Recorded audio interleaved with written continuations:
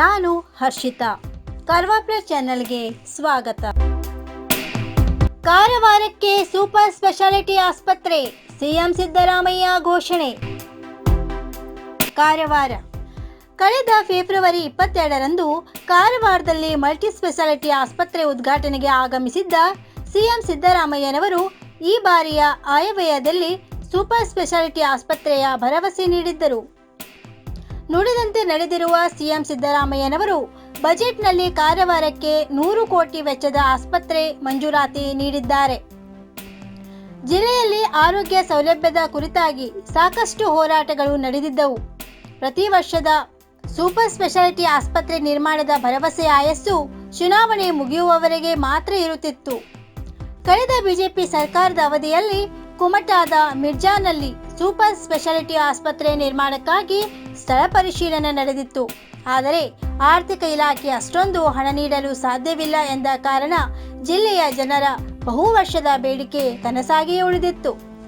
Super speciality ಆಸ್ಪತ್ರೆಗೆ ಹಲವು ಸಂಘಟನೆಗಳು ಸೇರಿದಂತೆ ಸಾರ್ವಜನಿಕರು ಸಾಕಷ್ಟು ಹೋರಾಟಗಳನ್ನು ಮಾಡಿದ್ದರು. ಕೊನೆಗೂ ಸರ್ಕಾರ ಜಿಲ್ಲೆಯ ಜನತೆಯ ಬೇಡಿಕೆಯಾದ ಸೂಪರ್ ಸ್ಪೆಷಾಲಿಟಿ ಆಸ್ಪತ್ರೆಯನ್ನು ಬಜೆಟ್ನಲ್ಲಿ ಘೋಷಿಸುವ ಬಹುದಿನಗಳ ಬೇಡಿಕೆ ಈಡೇರಿಸಿದಂತಾಗಿದೆ. 87 ವರ್ಷದಿಂದ ಗ್ರಾಹಕರ ವಿಶ್ವಾಸದಡಿಯಲ್ಲಿ ನರಸಿಂಹ ಮಾರ್ಕೆಟ್ ಕಾರವಾರ ಆಧ್ಯಾತ್ಮಿಕ ಧಾರ್ಮಿಕ ಪೂಜಾ ಸಾಮಗ್ರಿಗಳ ಹಾಗೂ ಸಾಂಪ್ರದಾಯಿಕ ಶೈಲಿಯಲ್ಲಿ ಮನೆಯಲ್ಲಿ ತಯಾರಿಸಲ್ಪಟ್ಟ ಶುದ್ಧ ಹಾಗೂ ರುಚಿಕರ ತಿಂಡಿ ತಿನಿಸುಗಳ ಏಕೈಕ ಮಳಿಗೆ. ಪೂಜಾ ಹೋಮ ಹವನ, ಮದುವೆ, ಮುಂಜಿ, ಗೃಹ ಪ್ರವೇಶ ಎಲ್ಲ ಕಾರ್ಯಕ್ಕೆ ಬೇಕಾಗುವ ಪೂಜಾ ಸಾಮಗ್ರಿಗಳು, ಬಾಳೆ ಎಲೆ, ಬಾಳೆಗಿಡ, ಬಾಳೆಗೊನೆ, ಮಾವಿನ ತೋರಣ, 5 ಜಾತಿಯ ಜೋಡು ಹಣ್ಣುಗಳು, ಬೇಲಪತ್ರೆ, ತುಳಸಿ, ಹರಿಯಾಳ, ಶಂಖ, ರುದ್ರಾಕ್ಷ, ಕಡಧಾನ್ಯ, ಬಾಸಿಂಗ, ಮದುವೆ ಡಿಸೈನ್ ಕಾಯಿ, ಹೂವಿನ ಹಾರ, ಆಕಳ ಶುದ್ಧ ಹಾಲು, ಶುದ್ಧ ಗೋಮೂತ್ರ, ತುಪ್ಪ ಸಿಗುತ್ತದೆ. ನಿಮಗೆ ಲಭ್ಯವಿರುವ ವಸ್ತು ಕಾರವಾರದ ಯಾವುದೇ ಭಾಗದ ಮನೆಗೆ ಮುಟ್ಟಿಸುವ ವ್ಯವಸ್ಥೆಯ ನಮ್ಮ ನರಸಿಂಹ ಮಾರ್ಕೆಟ್ ಕಾರವಾರ. ಒಮ್ಮೆ ಭೇಟಿ ನೀಡಿ ಖಚಿತಪಡಿಸಿಕೊಳ್ಳಿ. Narasimha market, Raikar manor, Kaikini road, Karwar. Mobile number 9242121334.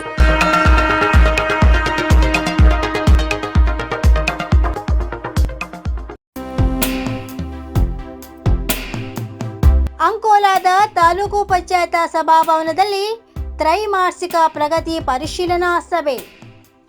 Ankola ಸರ್ಕಾರಿ ಆಸ್ಪತ್ರೆಗಳಲ್ಲಿ ತಜ್ಞ ವೈದ್ಯರ ಕೊರತೆ ಇದ್ದರೆ, ಔಷಧಗಳ ಲಭ್ಯತೆ ಇದ್ದರೂ ಅದನ್ನು ಬರೆಯುವುದು ಯಾರು?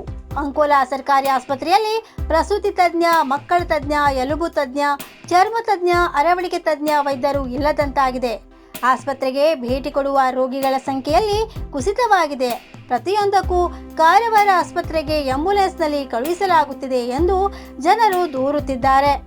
ವೈದ್ಯರ ಅಗತ್ಯತೆ ಕುರಿತಂತೆ ಇಲಾಖೆಯ ಜೊತೆಗೆ ಸಮಾಲೋಚನೆ ಯಾಕೆ ನಡೆಯುತ್ತಿಲ್ಲ ಎಂದು ಕಾರವಾರ ಅಂಕೋಲಾ ಶಾಸಕ ಸತೀಶ್ ಸೇಠ್ ಅವರು ಅಸಮಾಧಾನ ಹೊರಹಾಕಿದರು.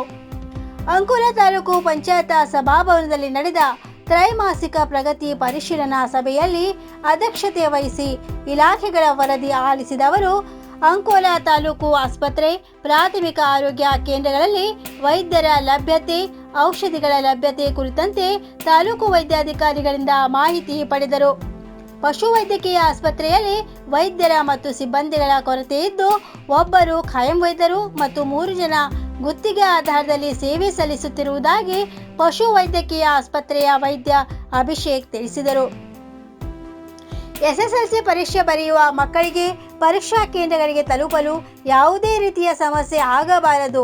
ಕೆಎಸ್ಆರ್ಟಿಸಿ ಬಸ್ಸುಗಳು ಸರಿಯಾದ ಸಮಯಕ್ಕೆ ಬರುತ್ತಿಲ್ಲ ಎನ್ನುವ ಕುರಿತು ದೂರುಗಳಿದ್ದು, ಇದರಿಂದ ಪರೀಕ್ಷೆ ಬರೆಯುವವರಿಗೆ ತೊಂದರೆ ಆಗಬಾರದು.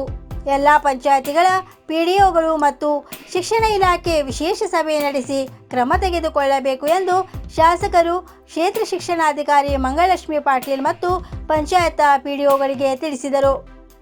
ಶಾಸಕ ಸತೀಶ್ ಸೇಠ್ ಅವರ ವಿಶೇಷ ಪ್ರಯತ್ನದಿಂದ ಕಾರ್ಮಿಕ ಇಲಾಖೆಯಿಂದ ಕಾರವಾರ ಅಂಕೋಲಾ ಕ್ಷೇತ್ರಕ್ಕೆ ಕಟ್ಟಡ, ಕಾರ್ಮಿಕರ ಮಕ್ಕಳ ವಸತಿ ಶಾಲೆ ಮಂಜೂರಿಯಾಗಿದೆ ಎಂದು ಕಾರ್ಮಿಕ ನಿರೀಕ್ಷಕರು ತಿಳಿಸಿದರು. ಈ ಕುರಿತು ಮಾಹಿತಿ ನೀಡಿದ ಶಾಸಕ ಸತೀಶ್ ಸೇಠ್, ಕಾರ್ಮಿಕರ ಮಕ್ಕಳ ವಸತಿ ಶಾಲೆ ಕಾರ್ಮಿಕರ ಮಕ್ಕಳಿಗೆ ಅನುಕೂಲ ಆಗಲಿದ್ದು, ಅಂಕೋಲಾ ತಾಲೂಕಿನಲ್ಲಿ 7.5 ಎಕರೆ ಜಮೀನು ಗುರುತಿಸಿ 25 ಲಕ್ಷ ರೂಪಾಯಿ ಅನುದಾನದಲ್ಲಿ ಶಾಲೆ ನಿರ್ಮಾಣ ಮಾಡಲಾಗುವುದು ಎಂದರು. ಸಮಾಜ ಕಲ್ಯಾಣ ಇಲಾಖೆಯ ವಸತಿ ನಿಲಯದಲ್ಲಿ 2 ತಿಂಗಳ ಕಾಲ ಆಹಾರ ಸಾಮಗ್ರಿಗಳ ಪೂರೈಕೆ ಇಲ್ಲದಿರುವ ಕಾರಣ ವಾರ್ಡನ್ ಹೊರಗಿನಿಂದ ಊಟದ ವ್ಯವಸ್ಥೆ ಮಾಡಿರುವ ಕುರಿತು ಶಾಸಕ ಸತೀಶ್ ಸೈಲ್ ಅಸಮಾಧಾನ ವ್ಯಕ್ತಪಡಿಸಿದರು. ಸಮಸ್ಯೆಯನ್ನು ಗಮನಕ್ಕೆ ತರದೆ ಹೊರಗಿನವರಿಂದ ಆಹಾರ ನೀಡಿರುವುದು ಸರಿಯಲ್ಲ.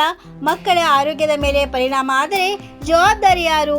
ಸಂಬಂಧಿಸಿದವರಿಗೆ ನೋಟಿಸ್ ಜಾರಿ ಮಾಡಿ ಎಂದು ಶಾಸಕರು ತಹಶೀಲ್ದಾರರಿಗೆ ತಿಳಿಸಿದರು.